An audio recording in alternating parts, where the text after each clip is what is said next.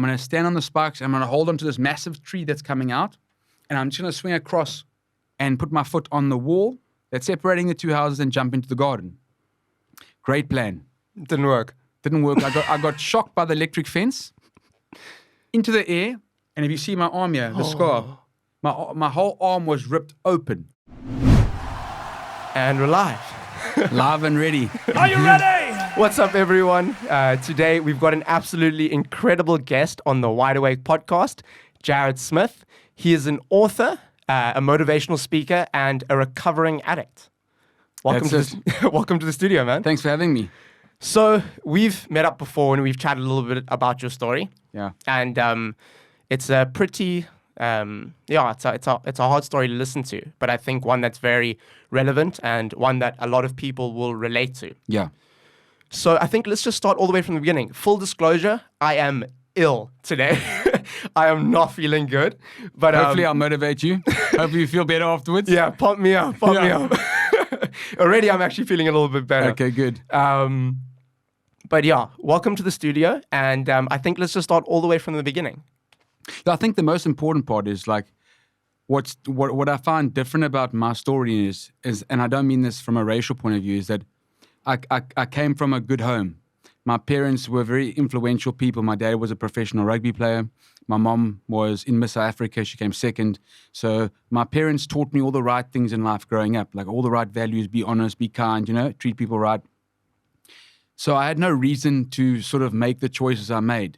The story I'm going to share today, you have an idea of a certain person or a certain color or a certain community. But I came from a influential community, and I still did the things that I did. So it doesn't matter where you come from.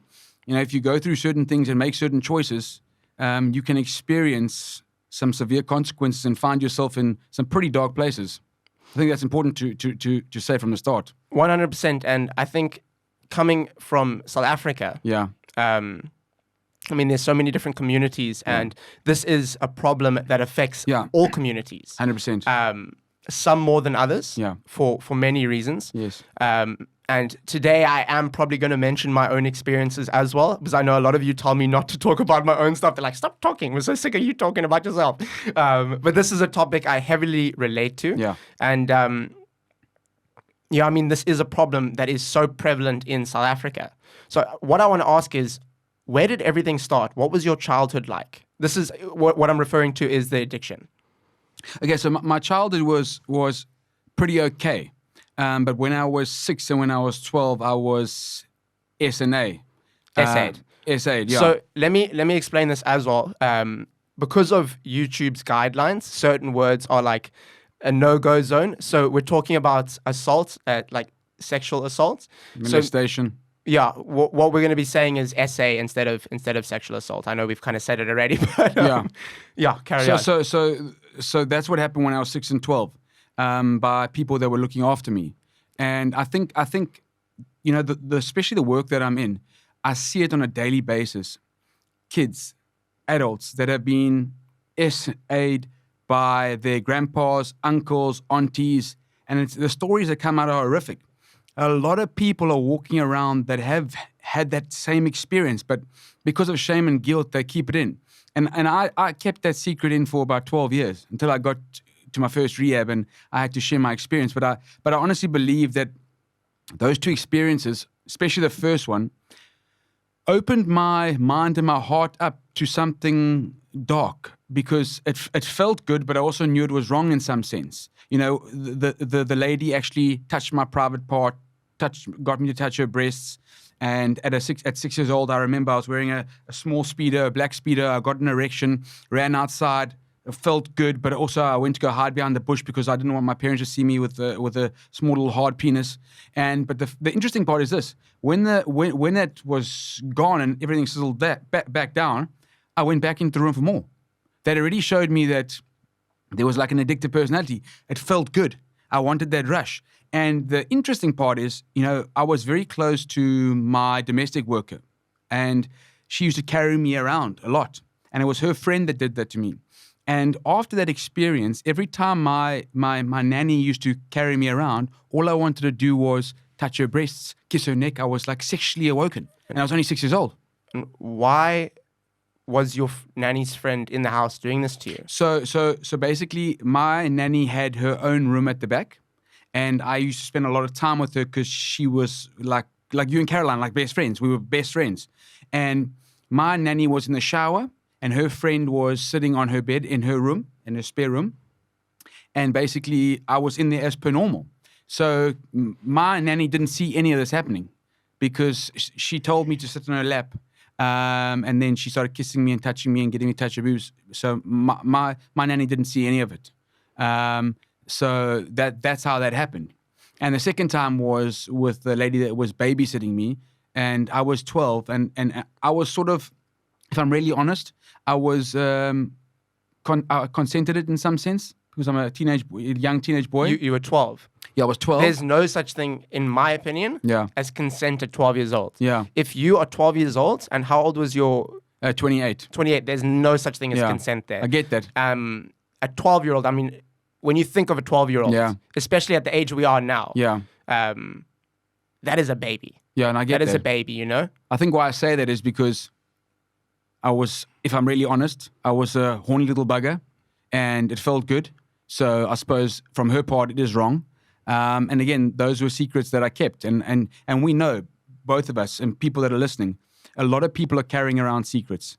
And it's cliche, but secrets keep us sick. They're like almost rocks in a bag that you're carrying around, but they're invisible. They create anxiety, they create depression, they create addictions. And it was only when I got to a place where I actually started to deal with that trauma that I actually found healing in that part of my life. And did you never say anything to anyone about this when it was happening? No, not at all. But like I said, it did affect my life from the age of 6 because I was very sexually active. Like I just looked at the world in a different way. I know it's quote normal for young teenage boys to look at porn now and then, but I was like, it took over your life. It took over my life, yeah. That's crazy. And I think that's where the drugs came in because when I got high, it gave me a similar feeling to as if you're being aroused. Because when you smoke you get high, you feel good. So it was a similar, and maybe that's what I was searching for in the drugs, the similar experience that I had when I was 6 because it did feel good. But it did, obviously scar me and leave me with trauma. And at what age did you start using drugs? I started drinking at the age of about 13, grade 7, grade 8. Which, to be honest, is quite normal, I think. Quite normal, 100%. Yeah. But I think the thing about me was this. Because I struggled with a low self-esteem, I didn't like what I saw in the mirror. I felt like I had to put on a show and impress my friends, give in to peer pressure so I could be accepted. I was always willing to go the extra mile, So if my friend said, let's go out and let's drink a few beers, I would want to get smashed and drunk and create a scene and all sorts of stuff like that. I just always took it beyond, and that's why I got caught all the time. It's something like, I mean, I can completely relate to that. I never fitted in, and I always felt like an outsider growing up. And my way of fitting in and being accepted is I was the one that always had everything. Yeah. I was the one that was bringing stuff to the party, and people were like, "Oh, he's here," but you know what I mean? Yeah. I had what people wanted, and it was a way for me to get accepted. And it sounds like you were going through the exact same thing. Yeah, it's the same thing. And if guys in class, wanted me to throw a piece of paper at the teacher because it's funny, or drop a massive water balloon on my tricks when we were in grade 9, I would do that, even though it's going to get me into trouble. I wanted people to think I was cool. And I think my addiction started way before the drugs. It started with making those decisions to escape my reality and to fit in, because that's what it is. I was looking for a way to almost find relief from the voices inside of me that told me I wasn't good enough, or told me that I'm never going to amount to anything. Because people told me that from young, hey. People told me that you're going to be a failure, you're a mistake, you're not going to amount to anything, you might as well give up, because I was naughty from a very young age. They said I would never be successful. And did you ever feel a lot of pressure because of how successful your parents were? Yes, definitely. I definitely think there was a lot of pressure to perform. And I know I call it performance anxiety. And I think a lot of people out there struggle with this. There are a lot of kids that actually get to a point where they feel suicidal. And sometimes they take their own lives because their parents want them to get an A. They genuinely try their best. They're 82%er. They'll never get 90. That facts are facts. They'll study till they're blue in their face, but their parents want 90. And they are stressing their tits off, sorry for my language, because they literally want to impress their parents. They want to make their parents happy. They feel guilty because their parents are paying their school fees, but they're just not reaching that mark. But yeah, I was in trouble a lot at school. What kind of trouble? So lighting a firecracker in class, bunking class, drinking at school functions with friends, going to parties, causing problems, other parents calling the school, just disrespectful in class to teachers, calling them funny nicknames, Saturday detention, the basic. But I just would be relentless, And the headmaster of the school, he gave me quite a few chances, because he knew I was a talented rugby player. And he said to my father, he said, Greg, this is before I got expelled. He said, Greg, just before, he said, Greg, your son is either going to be famous or he's going to jail. That's what he said. That's what he said to my dad a couple of months before I left. And the crazy part is that he could see where my life was headed, because if you take from the age of 16 to 23, I was arrested over 8 times. So he could see already in my behavior where my life was headed. What were you arrested for? So you don't have to name all of them, but some of them. So like we stole cars, credit card fraud, golden diamonds, sold drugs, we're involved in prostitution. So basically arrested for those sort of things. And what age was this again? Well, I started getting involved into the gang scene at about 16 years old. Breaking into people's houses, stealing cars and stuff, working at an escort agency, answering phone, collecting money. And how do you get involved in that at that age, from the area that you were brought up in? Well, I live in Upper Wynberg, and if you just walk a few streets down, you get to Wynberg Main Road, and Wynberg's run by the Funkies. Well, it was in those days. I don't know so much now. And just meeting friends and hanging around with certain people. I just got into that sort of lifestyle. I never fully became part of them. But at the end of the day, I started doing the same things they were doing, It's the same thing. I was looking for a place to belong, looking for a place to be accepted. And I was looking for a thrill and an adventure, because when I got expelled from Wynberg, my rugby, which was my god, got taken away from me. I was empty. And my dream was to be a professional rugby player. I won awards for rugby. I got offered scholarships for rugby. It probably would have happened if I just stayed on the straight and narrow. I'll never forget the one guy that I made friends with originally. He basically said to me, Jarryd, today we're going to go rob 2 people. We're going to steal their cell phones. We're going to sell it. And we're going to buy some dacha to sell at college. Now, at that point in my life, I was 16. And I'd never stolen anything besides chappies from the shop or a couple of 2 rands from my parents. And he gave me a knife from his mom's kitchen. And he had a knife. Went up to one of the schools. I'm not going to mention the names. And we waited for the boys to walk down to hostel. There's a gap there. And we pulled 2 boys aside, held a knife to their throats, took their cell phones and ran and sold them, and bought a whole lot of weed and sold it at college. And that's where things started to change for me a lot, drastically. And why do you think that you agreed, that you went along with this kind of behavior? Because I wanted to be accepted. I wanted to fit in. I wanted a place to belong. I wanted friends. I wanted to be liked. Because obviously leaving Wynberg, going to Abbott's, I had no friends. And I must be honest, after that experience, it was scary, but also exciting. And I think that's why I got addicted to the lifestyle. And I say lifestyle, not just the drugs, everything, because there was excitement, there was adrenaline, I was able to escape. And yeah, I think that's what hooked me in. And it helped me not look at myself and, just numb myself from all the pain that was inside of me. And once you left school, I mean, did everything just escalate? Yeah. Well, in matric, it was already escalating. I was sneaking out my window at night, missioning in the streets with the guys, coming back, studying.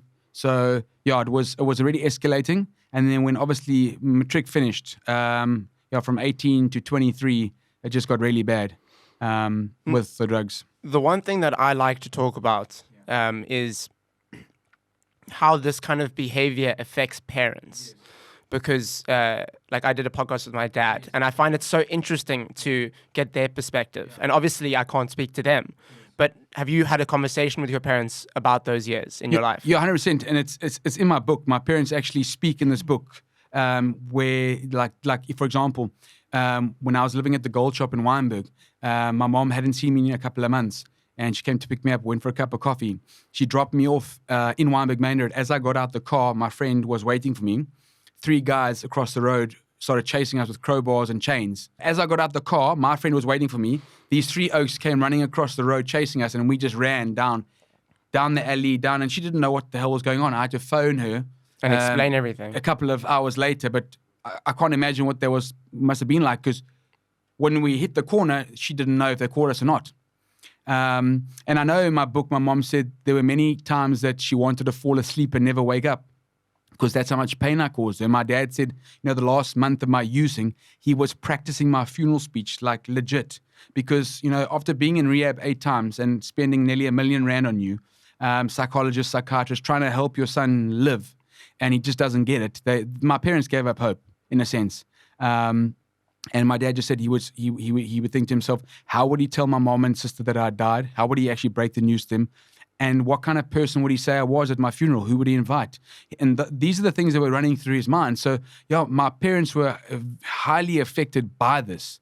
But my parents did say, my mom said to me, which was profound, about a year ago, she said, Jarryd, I never thought I would say this, but the pain you caused us in the past was worth it for who you become.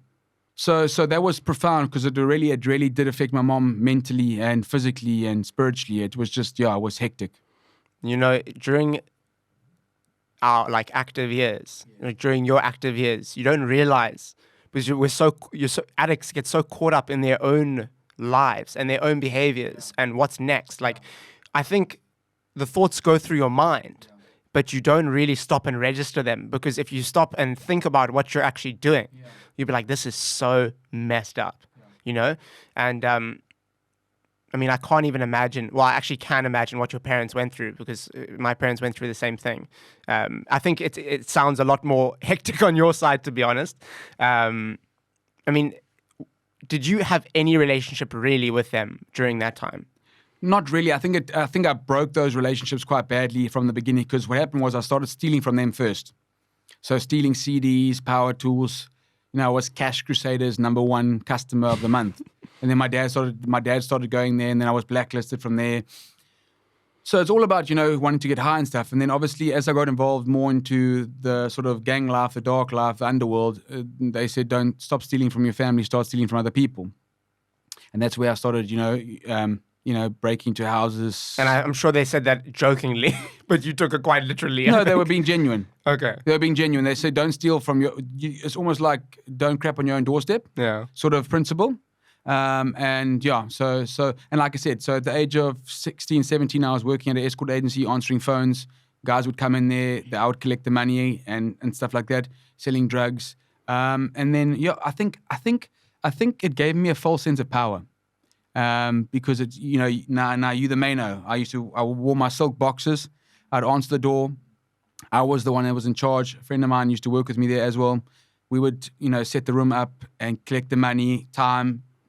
And some of the people that come in there, you'll be surprised. Even a water polo coach from one of the prominent schools came there. And it's just amazing to see. It's like that lifestyle, what I saw and what I experienced. It just felt like in a movie sometimes. And will you tell me a little bit about the way those kind of places operate? So basically, I'm sure there's a lot of shady stuff going on. In terms of the escort agencies? Yeah. Yeah, so it's basically, at the end of the day, it's also a front, because at the back there are drugs hidden for other people, under bricks and tiles and all that stuff, and it's run as a brothel, obviously, and they let their clients come in there and also use drugs. There's an outside room. the girls that are working there are also using drugs. So if you want to use drugs with a girl, you got to pay a little bit more. Not all of them do, but a lot of them do. So it's a lot of some of the places that I was at. They would sell the drugs out of the brothel as well. So it's not always that clean slate. You go in there, it's just pay for sex and have sex. And was this a high-end place or not really? Not really high-end. $3.50 an hour. One guy actually tried to steal money from one of the girls there, and it was quite scary what they were going to do to him. But yeah, they put snooker balls in socks, in a rugby sock, and they sorted him out. But that's the sort of. I mean, I even saw. I mean, in that time, I saw a lot of prostitutes who were girls get beaten and beat up because not by me, but by the gangsters, because they didn't want to work or they didn't pay enough money, or they were trying to lie about where they were. So yeah, it was you got to have a certain mindset, otherwise it's going to affect you in a way. And getting back to like your arrests, Yeah. Were you just arrested, or did you ever actually spend time in prison? So the crazy part is this: the longest time I spent was about a week. But the guys that I was involved with, the 4 friends, we did everything together, and somehow they ended up going to Paulsmoor and I didn't. I don't know how that worked, but yeah, they ended up going. I mean, Shando went for 2 years and 8 years. France went for 5 years, and then our friend Shane, he was murdered. They stabbed him in his heart. He stole uncut diamonds, we think, from the boss, and they stabbed him in his heart in Weinberg in 2006, I think, on a Sunday afternoon. So yeah, it's freaky. And obviously, over the years, a lot of my friends that I know have overdosed, been murdered, still in jail. And a lot of my friends that go to jail, they message me on Facebook while they're in jail. They want money. Seriously, I've got a friend now. He's in Paulsmoor at the moment. 2 of them, actually. I mean, I spoke to Toner Adams. You know Toner Adams, and I mean, he was telling me the way things work in prison, and it's like. It's pretty crazy. Yeah, money for twuck. And a lot of the prisoners have quite a lot of control, you know, and a lot of power. Yeah. Not just over other prisoners, but over wardens. Over the wardens and people on the outside. 100%. Because a lot of the time, I'm sure it's a lot of fear tactics, scare tactics. The wardens, a lot of the time, live in the same areas. 100%. So it's like, if you don't do what we're telling you to do. Yeah. There's going to be consequences. There's going to be consequences, yeah. Yeah, so I mean, you're very lucky that you didn't actually go to Paulsmoor. 100%. That's why I always say I'm not here to make my story sound intense. I'm here to tell the truth. I'm not here to glorify. And the truth is intense. Yeah, and the craziest part of my story, one thing that I want to share is that one of the crazy things we did. We used to pretend when I was living in Somerset West. We used to pretend we were deaf. We would sell deaf cards. We would remember like this and speak. And we would sell little deaf cards with, and there's no offense to deaf people, that's just what we did. We literally would sell the little cards with the signs on it, and you can make a 10 or 20 Rand donation. And we would go around to like Canal Walk, shopping centers in Somerset West, and we would probably make, on a good day, $1,000, $2,000 selling these cards. And the one day, there was a guy with me doing it, and I don't know what he did, but he upset me. And I just took all the money, and I told him to find his own way back to Somerset West because we were in Stellenbosch. A couple of days later, I saw him, and at that point in my life, I was injecting tick. I wasn't smoking it anymore because my throat was stuffed. And I didn't even know you could inject it. Yeah, it's obviously a lot different. And I saw him, and he waved, and I thought, okay, we'll hang out. We'll let bygones be bygones. We went off, got some drugs, and I think I hadn't slept in a few days, and I put the tick in the water, got my needle ready. He was sitting behind me, lighting, like I think he was smoking. I don't know what he was doing, but I injected into my arms, and as I injected my arm, my eyes started closing, and my whole body felt like there were ants. It felt insane. I thought I was dying. I thought, what's going on here? And I licked my hands. He gave me salt. So I don't know if he was trying to kill me. because I don't know what happens if salt goes into blood. I'm sure it's not good. Yeah, it's not good. So, but luckily I didn't die. But I think he was hoping that something serious would happen to me because of what I did to him in Stellenbosch. But it's just amazing how God's hand, how God's grace was upon my life, because obviously there was a bigger purpose. That even though he tried to take me out, God's plan stood and I survived that scary thing. I mean, there were many times people chased me and tried to take me out. I had to leave Cape Town and go to the Eastern Cape to live for a while because of certain things we did. Around crime and gold and diamonds and X, Y, and Z. So, yeah. I also want to talk about, like, because obviously you went through a lot. Yeah. But I also like to keep things light in a way. Yeah. I mean, do you have any funny stories from your time in active? I think this is a funny story. I think I got two. I'll be the judge of that. Yeah. Well, basically, it was in the early days. We were 16. And we went out to Claremont and we got a bit drunk. Myself and 3 friends came home at about 11 o'clock. And in those days, we only had Nokia 3310. So it was SMS. There were chicks that lived up the road, some girls. They sent us an SMS saying, hey, come visit. Let's smoke some weed. So obviously, 4 young men, a couple of chicks. We were a bit tipsy. We're like, yes, we're going. So I picked up the intercom, pressed the buzzer, out the gate we went, up the road we went. Only myself and my other friend smoked with the girls. The other 2 guys just stayed drunk. And on the way down, we had the lachis, we were laughing. And when we got to my front gate, because my parents' house, it runs from one road. There's entrance here and there's an entrance here. It's two different roads. I realized I don't have keys. We can't get inside. It's like 2:30 in the morning. We stink like bunch. We're laughing our heads off. And now we're like, okay, what is it? Do we ring the bell? Hi, Mom, I'm home. Or do we James Bond it? So obviously in that mindset, we're going to do a James Bond. Now, I must explain to you that my parents' house has electric fences around it. Okay. The neighbor's walls have sparks on it. Okay. The only wall that doesn't have anything on it is the wall separating my house and the neighbor's house. So we go to the front of the house where the 2 walls meet, neighbors and my dad's, and the join. Now the plan is they're going to lift me up. I'm going to stand on the spikes because they're not straight up, they're at an angle. I'm going to stand on the spikes. I'm going to hold onto this massive tree that's coming out, and I'm just going to swing across and put my foot on the wall that's separating the 2 houses and jump into the garden. Great plan. Didn't work. I got shocked by the electric fence into the air. And if you see my arm here, the scar, my whole arm was ripped open. By the spikes? By the spikes. Oh, it looked my like God. a shark had bit me. It's so funny because you could have gone the electric fence way and just been shocked. Yeah. Or you could have gone the spikes way and just been Yeah. cut.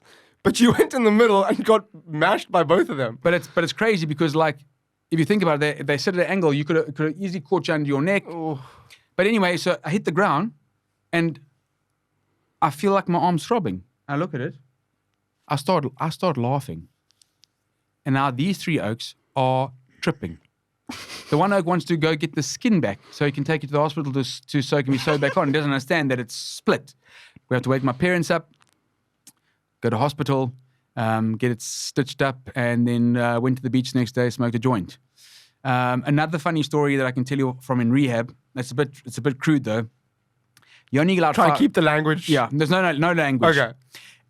You're allowed 5 cigarettes a day. And now, for most guys that start out in recovery, their cigarettes is like golden. Yeah. Now, we had I don't know what the word is. He was quite dark, our lay counselor, the guy that looked after us in the dorm. What do you mean by that? Sadomasochist, like. Okay, so you don't mean skin color. No, he was he was quite dark in like his mentality. Okay, yeah. There's a lot of stories, but I'll just focus on this one. He said to us the one night, he had these little black chilies. He said, if anyone sticks this chili up their butt, right, he'll give everyone a cigarette in bed. Now that's like golden. There's one guy, Robin, took this black chili, stuck it up his bum, and bro, I promise you now, within about 5 minutes, his skin went red. he was on the toilet, and he obviously had his stomach was going, and while he was in there, the Oaks were throwing, Dawn cream. It's like it's like I don't know. It's like Nivea, but Dawn. It's a cheaper Okay, version. yeah, I do know. O's were throwing chilies in his cream, and as he would come out so you go to the toilet, Dude, shower. this sounds like frat boy kind Yeah, of he stuff. would go to the toilet, then to the shower, try to get because it was burning him from the inside out. Then he put the cream on. The cream had chili pips and stuff, and it was burning him even more. So, and then while he was tweaking out, everyone was smoking their cigarettes. So he was the only one that didn't get a cigarette, basically. Oh, I don't know. I can't remember, but yeah, we were enjoying our cigarettes on his behalf. But yeah, in the moment, it was funny. Dude, some wild stuff happens in treatment, eh? Yeah, bro. I think that's another book on its own. But I think at the end of the day, for me, it's like I came to a place in my life where, through my decisions to not deal with my pain, not deal with my trauma, not make healthy choices, I was living on the streets in Somerset West, sleeping on 3 crates and a cardboard box. That was my bed. 3 crates, mattress, cardboard box. I had 3/4 jeans, shoes with holes in it, black vest. These teeth are fake. They were in half from all the drugs. Thin. My father said that I looked thinner than my grandfather when my grandfather died of cancer. So I probably weighed about 61 kgs. I'm now about 85. And you're a big guy. Yeah, you're not a big guy, but you're thick, Yeah, so like 20 something kgs less. And I was living in a little hookie, washing myself out of a basin once every 3 days with 2 28s and 2 prostitutes. And I think what happened to me was this. The last week of my using, every time I injected into my arms, I started crying because I realized I was dying. For the first time, I had a revelation. Like, I looked around and I thought, where am I? Why am I here? Why am I in this situation when I've got a family who love me, when I've got gifts and I've got talents? There's a future to take hold of. Something, I believe, for me, God shifted my heart in that moment, because obviously later in life I became a Christian, and that's what helped me, stay strong and make choices and renew my mind and become the person I am today. Without that, I wouldn't be with you today. But it's like I phoned my dad and I said, I want help. 14th of February 2007. He used some very colorful words, which I won't repeat here. But he said, I'm not helping you. I spent nearly R1 million on you. What's different now? I've heard the same story. Tears, cry, go to rehab for 3 months, come out, use again a week later. I said, it's different this time. He came to pick me up. I begged. And this time I made it work. I think I stayed in treatment for about a year. And then I started working there for 6 months. And then, I met my girlfriend who became my wife. But it was. Did you meet your girlfriend in rehab? No, she's completely opposite to me.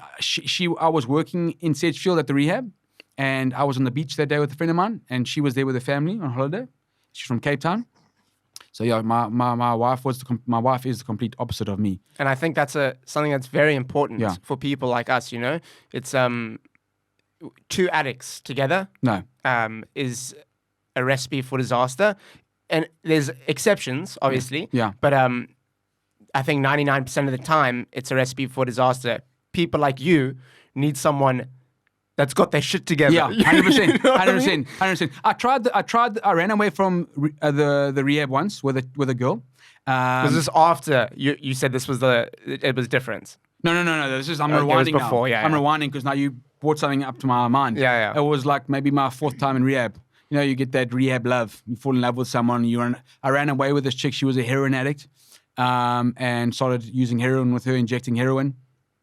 We had our own flat. I think I was with her for about 4 or 5 months. And it was just crazy how we became codependent. There were times where I'd be working, because we worked at the bar, to try and fund our little habits as well. And there were times I'd phone and she wouldn't answer the phone. I'd run home and she'd be like so high, cigarette burning her chin, burning her chest, burning the bed. And there were times where she said to me towards the end, she said, why don't we just inject ourselves and go to sleep so we can be together forever? I was like, no, thank you. No, thank you. I'm out of here. No, well, I didn't say, I just said no thanks. My dad actually rescued me. My dad rocked up at the house the one day because he heard stories and he said, let me see your arms. And obviously there were bruises. He threw me in the car. There were no. Dude, he sounds like an amazing guy. Yeah, 100%. And the crazy part is that girl that I was dating, she's in prison today for 25 years. Her and her boyfriend following boyfriend after me, murdered an old man in OBS and a Nigerian OBS, and they got caught. They got 25 years. Why did they do it? Why did they murdered the Nigerian? They strangled money, him. Well, drugs and money for the old man. So it's crazy. It's crazy that people we choose to allow into our space. It's insane how addiction takes people to these places. 100%. Because you're a good guy, and to see where you are now and the amazing things you're doing, it's hard to believe where you were a few years ago or several years ago. I think what we were talking about earlier is I wanted to talk about your hectic experiences because I feel like to give context to where you are now, you need to know where you come from. And you went through such a hectic, I mean, your childhood, from the assaults to even like, sorry to cut your word, even to the point where, I was willing to prostitute myself for money for drugs. I would go to Sea Point, to Bronx, gay clubs. I would let guys touch my penis. I'm not even allowed to say that on this because it's YouTube's. I think we're so far gone when it comes to the guidelines. But not to be rude, I would literally, I would never have sex with guys, but I would let them touch me. Touch me out. I'd flirt with them, touch them maybe a little bit, and they would pay me. And I've got no problem with gay people, but I'm not gay. But I was willing to go to that extent for the drugs. For your habit, yeah. For my habit, yeah. Whatever it took. And yeah, it's just crazy. Like I said, the places that you find yourself in. I mean, dark, cold places where sometimes the situations you're in, it could cost you your life. And I think when I was living in Somerset West, there was a time where guys tried to chase me in Makassar, and I believe that day if they'd caught me, I would have died. And like I was saying just now, it's so insane to see where you were. Yeah. And where you are now. Yeah. I mean, what is life like now?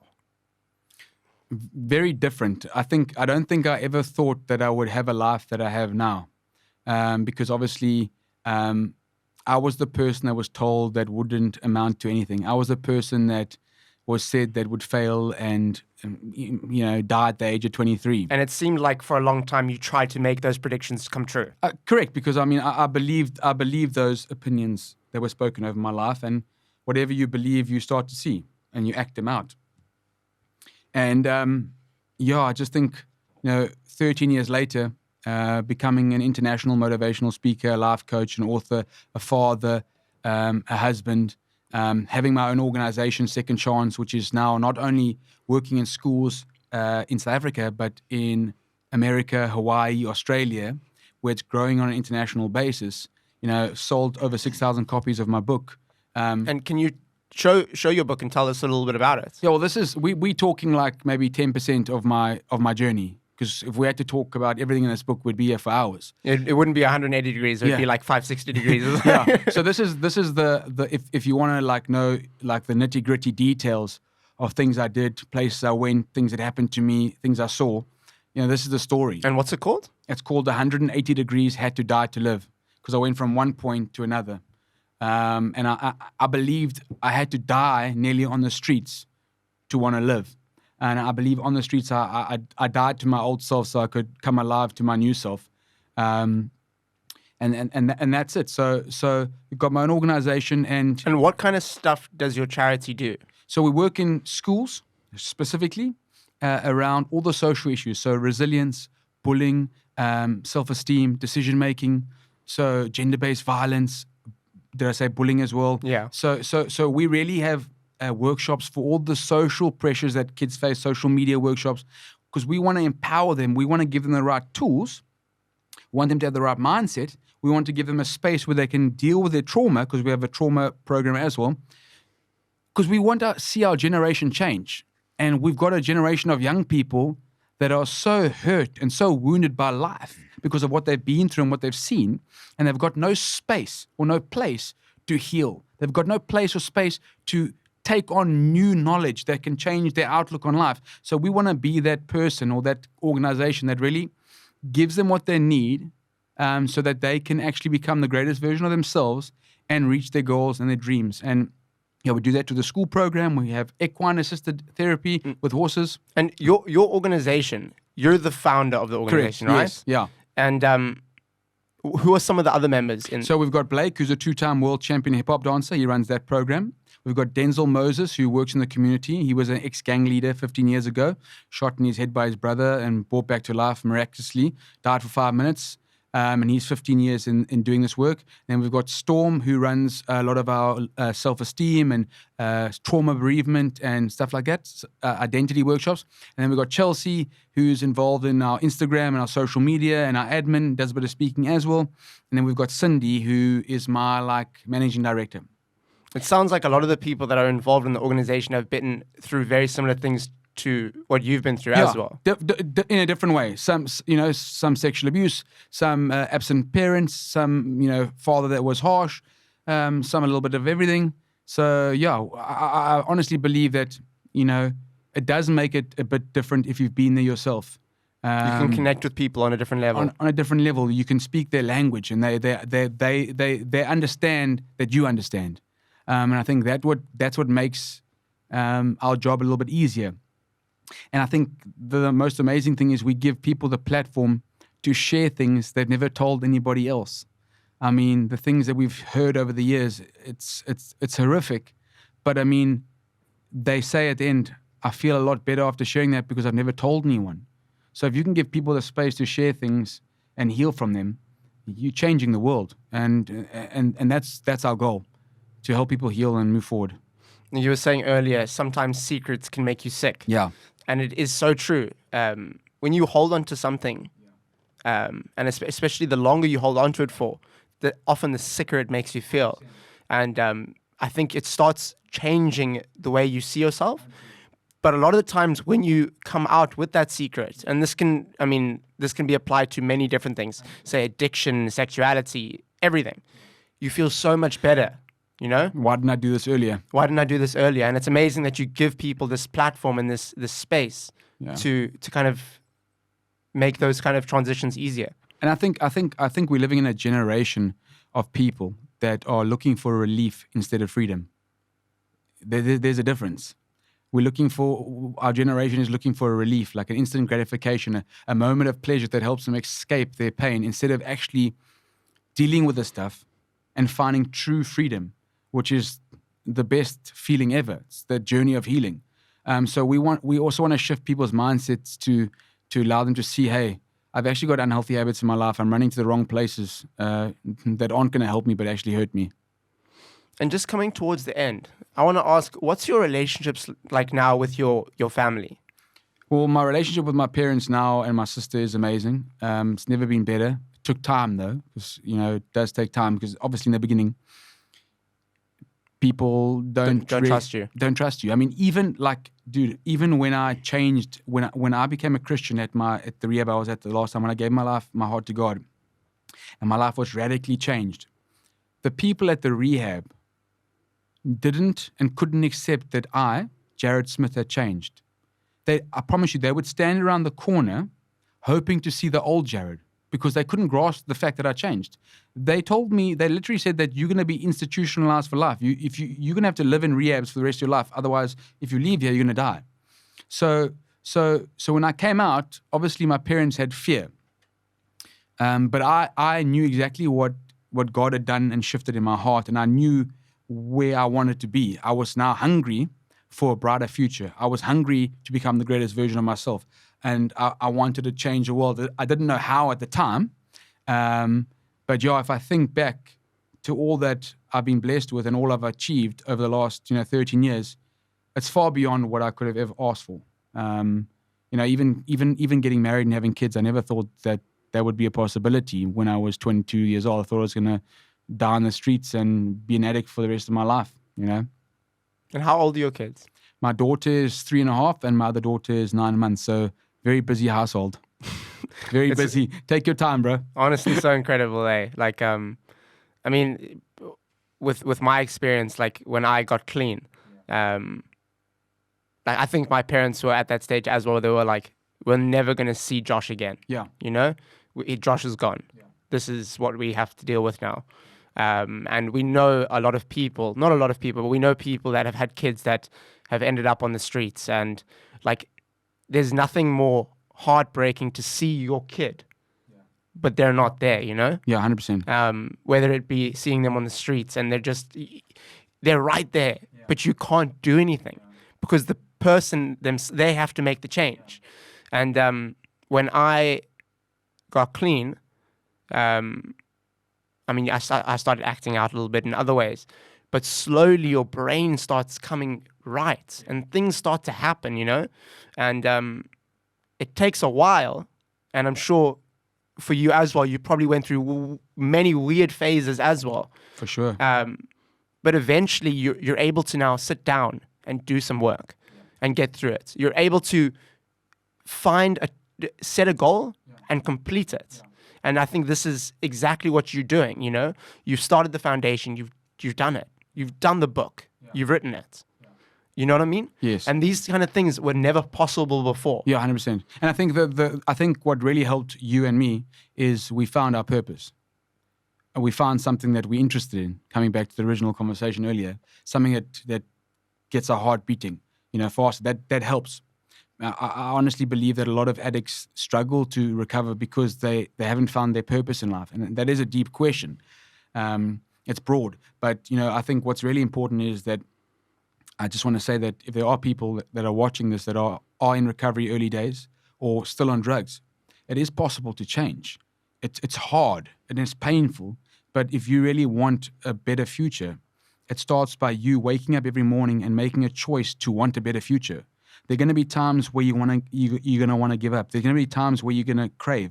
But ultimately, we don't have to give in to feelings. Even though the feeling's intense, we still have free will to choose over those feelings. We can choose to phone a friend even though we're craving. We can choose to walk away from a situation that we actually want to walk towards. You know, it's coming to that place where we learn to say no when we feel like saying yes. And it's possible.